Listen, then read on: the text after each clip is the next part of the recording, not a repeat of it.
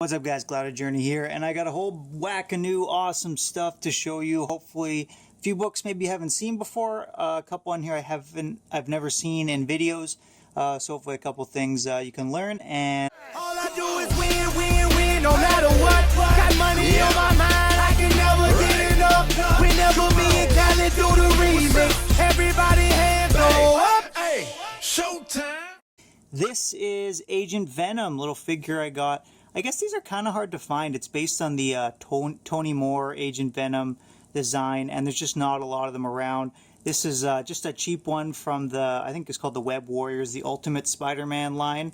And I just found this at Walmart, or not Walmart, it was like Superstore. I fucking hate Walmart, so don't even know why I said that. At a Canadian Superstore. It's a big Canadian grocery store. But yeah, these I guess are kind of hard to find. Mine was like, it was like an open box sort of return. So I bought it. I was kind of thinking of just keeping it packaged. I realized it was already open, and my kids really like it, so we've been playing with it and stuff. He barely moves, but he's only got like 4 or 5 points of articulation. But the way he looks swinging, I think, looks pretty sweet. But yeah, design's really sweet. Tony Moore design, Agent Venom. Gotta love him. Let's leave him there for the haul. All right, first book. This one you've probably seen around. Pretty common book. It's the Deadpool #1 hip hop variant based on the whale cover. This is just so sick, though. This is a Kara Andrews cover. I love all the imagery in the book, the like neon lights, everything, and all the little attention to detail on stuff. Like on his weapons, he's got like "Eat It" and "With Love" from Deadpool kind of thing written on the grenades, all the different guns, the swords. He's got the headphones, everything, all the little things about this cover I really like. And just when you look close, it's really beautifully rendered. It's sort of, you can tell it's sort of digital, but it looks really good. So this is one of these ones I could see getting popular, but it hasn't really gone up in value or anything as far as I know. I think it's crazy. I really like it, though. I think this one's going to go on the wall at some point. What else? Found one at the thrift store. This is the Killing Joke hardcover. So I have like a really nice first print of the Killing Joke, but I can never read it because it's really nice condition, and I feel bad bending it and opening it. So this one isn't in like flawless condition or anything, but it's pretty good. You guys don't know Alan Moore, Killing Joke, one of the best Batman stories ever. Some say the quintessential Joker story. Definitely worth checking out if you haven't read it. This one was from the flea market. It was just in a 50-cent bin. I do like Aliens 1 and 2. I haven't seen the rest, but this is the first Xenomorphs in comic book. So I've seen it around. It's not really a high value book or anything, but it's, which one is it? Dark Horse Presents 24. So I do like the bright blue cover, and I think this is all black and white inside. I read it earlier. Like, I got these like weeks ago. But yeah, so with the aliens and the amount of detail and stuff, that black and white looks really good. All right, here's one I had never seen before in a video. This is Guardians of the Galaxy #1, but this was the second print. It's a big wraparound cover. And this is one of these ones that's sort of tricky to know what the value of it is. I got it it was terribly, terribly packaged. It was just basically loose when I got it. But I think I paid, I can't remember what it was, $15 shipping included for it. And like people, there's like only 2 other ones online, and they're asking like 40 or 50 for it, but there weren't any sold shippings lately. So it's just sort of a rare book. There's not many on eBay, so I didn't really know what to value it at. But pretty cool. Has the wraparound with all the team and stuff on there as well. So yeah, worth grabbing. This is that same run that shows the movie team kind of for the first time. So that's Guardians of the Galaxy #1 second print variant. All right, another book I got from the flea market. So there's a guy there. He has a few keys and stuff that he sells. He always has comics, so they're sort of mid-ranged price for the regular stuff, about what you expect, maybe a little cheaper. But he has keys, and he like almost always prices his keys at $70. It's just so random. It'll be like She-Hulk #1, $70. Teen Titans 44, $70. First appearance of Cloak and Dagger, $70. Like, just all over the map books, all priced exactly the same. So I figured because of that, he'd be open to some negotiation. And I'd seen this book there for like a month or something, and no one was biting on it. So it was one I wanted. was one when I first started collecting this book, people would find in the dollar bin. It wasn't really worth anything. It's obviously grown. Every book has grown in the last 2 or 3 years. But first, if you don't know, first Nightwing as Nightwing with this hilarious costume with the sweet pop collar. Yeah, first appearance of this guy, Judas. Well, maybe not his first appearance, but first appearance as he takes on a persona. I read this like 2 months ago. A few more flea market books. This is Amazing Spider-Man 490, 488, and 489. This is all part of the Straczynski Romita Jr. run. I think the best Amazing Spider-Man run there is. Definitely because of Straczynski. Romita Jr. is fine. I'm not a huge fan, but he does okay. But yeah, great run. If you guys are looking for good Spider-Man books to read, absolutely this run is worth finding. Well, it's another 50-cent book, Son of Satan, or Marvel Spotlight 24, The Son of Satan. I don't think any first appearance or anything, just Bronze Age book, 50 cents, beautiful Bronze Age cover. Can't turn that down, man. All right, this guy had a whole bunch of these amalgam books. I thought I had most of them, but he had a bunch I didn't have, so happy to get these. If you guys don't know, Amalgam was like an event they did where they combined Marvel and DC characters. So this is Generation Hex, which I think sounds like an awesome idea. I would love to see like a Western X-Men book. X-Patrol.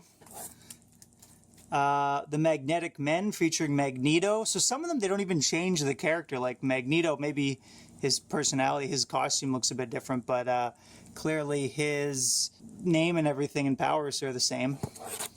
And the Iron Lantern, which is supposed to be pretty good, obviously, combination of Green Lantern and Iron Man. So I think I'm getting pretty close to all the amalgam books here. I've got a whole pile of them now. Okay, super excited to show these ones off.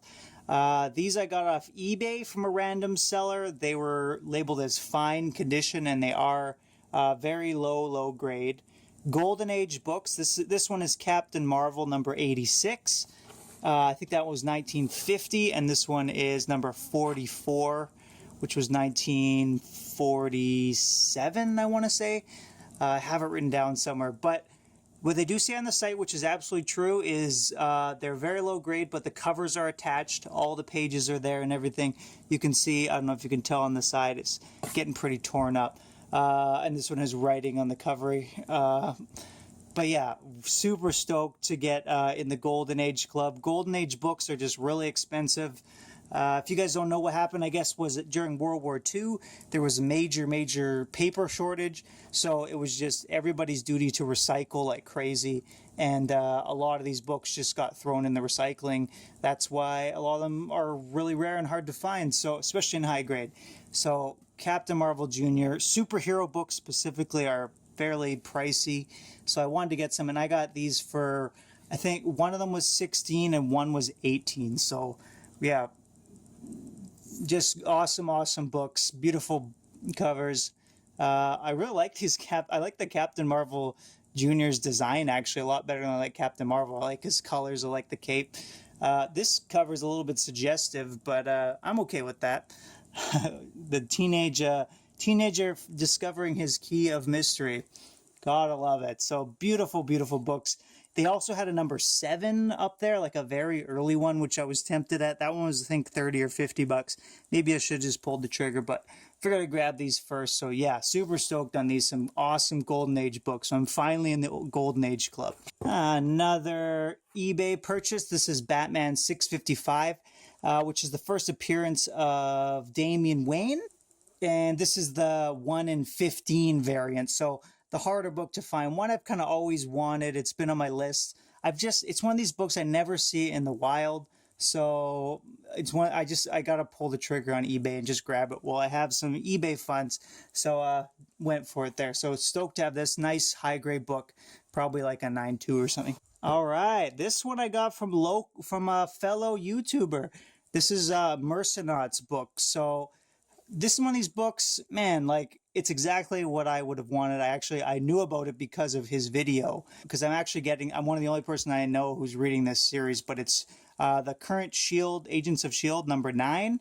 And this is a Kirby and Steranko cover, which was sort of a previously unused cover from back in the day, and they brought it out from the vault and set it up. So awesome cover. Love the black and white. I can't remember if this was 1 in 50 or 1 in 75. Had a couple little marks on it, like looks like I don't know, it was sitting on another book or something and got some stuff on it. Mercer Knots shipped it really well and had all the pictures really like clear. Any little ding, any little tiny mark on there, he had a specific picture pointing it out.